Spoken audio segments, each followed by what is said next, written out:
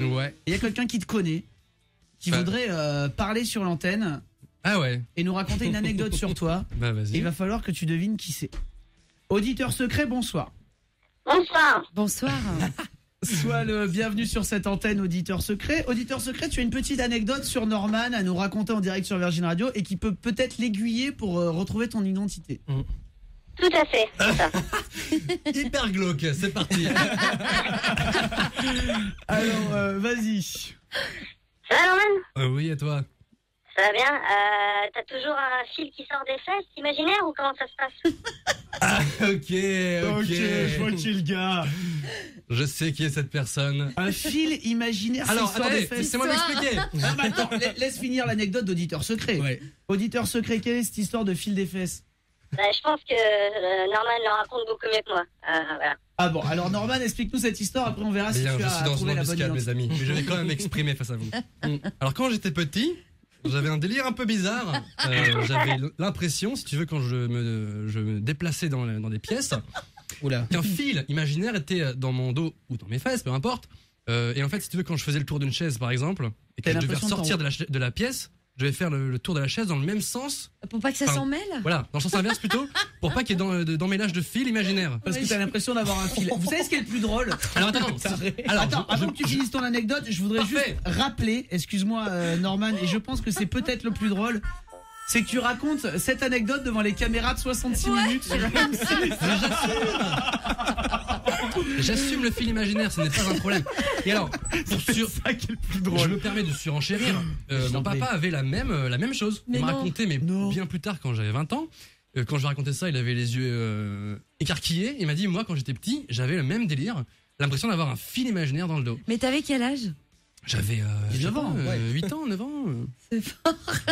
Et donc t'étais obligé de refaire tout le tour de là où tu passais. Mais des fois, c'était ridicule. Bah, Franchement, quand je faisais le tour d'un stade de foot, tu vois la merde dans laquelle j'étais.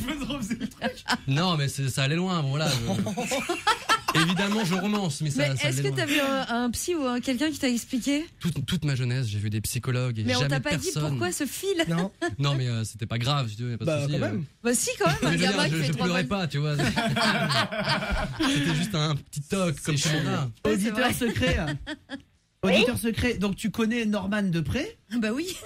Tu as l'occasion de travailler à ses côtés. Accessoirement, ouais, un petit peu, bien sûr. Et en dehors. Alors non, mais parce que j'aimerais dire quand même On dirait quelque un chose. vendeur de meubles dans les émissions. Mais un peu, comment il est Norman pour se donner cet air désabusé dans ses vidéos? Comment il est quand il prépare ses vidéos?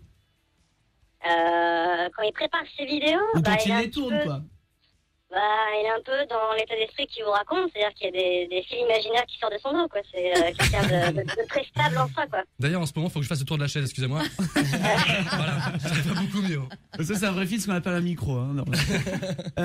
Auditeur secret, on va voir si Norman t'a reconnu. Alors, je crois savoir que cet auditeur est Cyprien. Cyprien, c'est une bonne réponse. Est-ce que tu peux enlever l'effet de la voix à Cyprien pour écouter sa voix normale? Bonsoir Cyprien. Bonsoir, ça va? Salut. C'est un peu mieux. Tu peux nous présenter Ça fait Cyprien, Norman, pour ceux qui connaissent pas? Cyprien est un ami de l'internet qui lui aussi fait des vidéos, voilà. Très drôle aussi d'ailleurs. Et alors j'ai deviné que c'était toi parce que je crois que c'est l'une des seules personnes à qui j'ai raconté cette histoire farfelue. Avant ce soir. Ah ouais. C'est vrai? Bah ouais, avant ce soir, là, parce que là, je pense que bon, le secret n'est plus. Là, voilà. Je pense aussi. Et qui plus est, tu t'es trahi parce que tu as une façon de parler qui est très atypique. Mais on m'a dit, vas-y, change ta façon de parler, etc. Donc au début, je me suis dit, je vais parler un peu wesh, genre wesh, c'est quoi les bails, salut Norman et tout. Mais voilà, Non, mais je ne sais c'était- pas faire autrement. C'est très bien faire la voix des reportages chelous.